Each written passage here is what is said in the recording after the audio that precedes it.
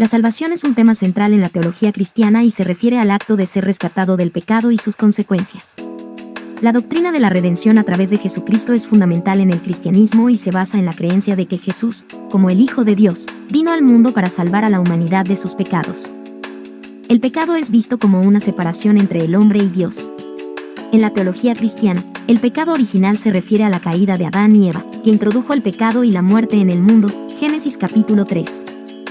Todos los seres humanos heredan esta naturaleza pecaminosa y están sujetos a la muerte espiritual y física. Dios es absolutamente santo y justo. Su naturaleza santa no puede tolerar el pecado, lo que significa que el pecado debe ser castigado. Los seres humanos, debido a su naturaleza caída, no pueden alcanzar la redención por sus propios esfuerzos. Las buenas obras y el cumplimiento de la ley no son suficientes para salvar a nadie. Romanos capítulo 3 versículo 20. La doctrina de la encarnación sostiene que Jesucristo, el Hijo de Dios, se hizo hombre.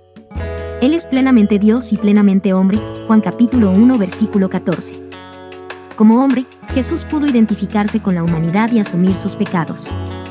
La expiación se refiere a la obra de Cristo en la cruz, donde Él tomó sobre sí los pecados de la humanidad y sufrió la pena que esos pecados merecían. Isaías capítulo 53 versículos 5 y 6.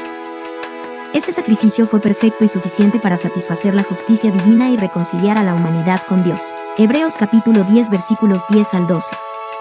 La resurrección de Jesús es fundamental para la doctrina de la salvación.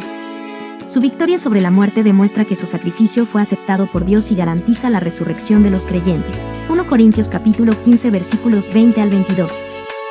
La salvación se recibe por gracia mediante la fe en Jesucristo. Efesios capítulo 2 versículos 8 y 9. Esto implica confiar en Jesús como el único Salvador y Señor. El arrepentimiento es un cambio de mente y corazón respecto al pecado, volviéndose hacia Dios y apartándose del pecado. Hechos capítulo 2 versículo 38. La justificación es un acto legal de Dios donde declara justos a los pecadores que han puesto su fe en Cristo. Esto no se basa en la justicia propia del creyente, sino en la justicia imputada de Cristo. Romanos capítulo 5 versículo 1.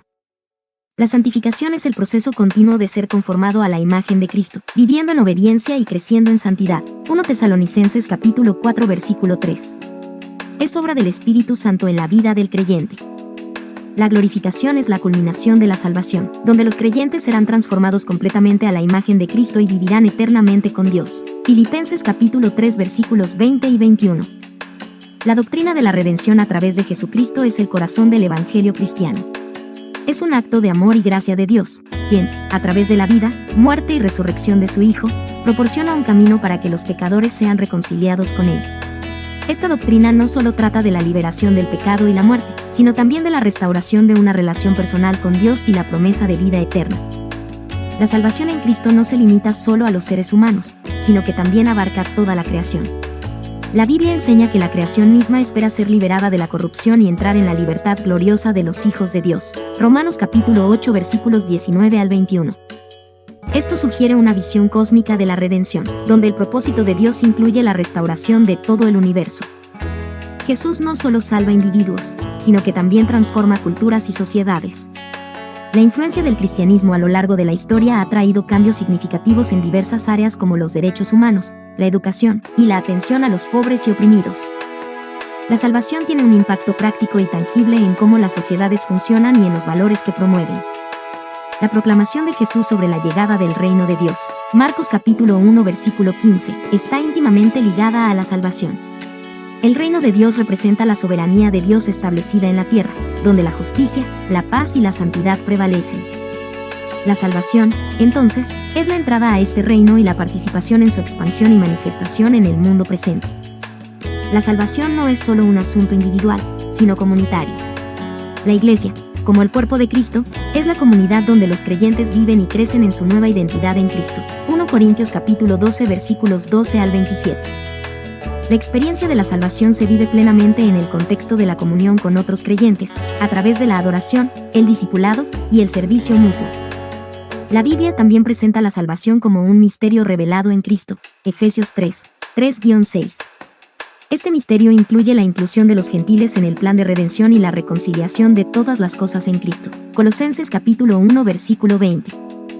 Esta dimensión misteriosa nos invita a una profunda humildad y asombro ante la sabiduría y los propósitos de Dios que van más allá de nuestra plena comprensión. Un aspecto llamativo de la salvación es que los creyentes son llamados a participar de la naturaleza divina. 2 Pedro capítulo 1 versículo 4. Esto no significa que se conviertan en dioses, sino que comparten en la vida divina a través de la unión con Cristo.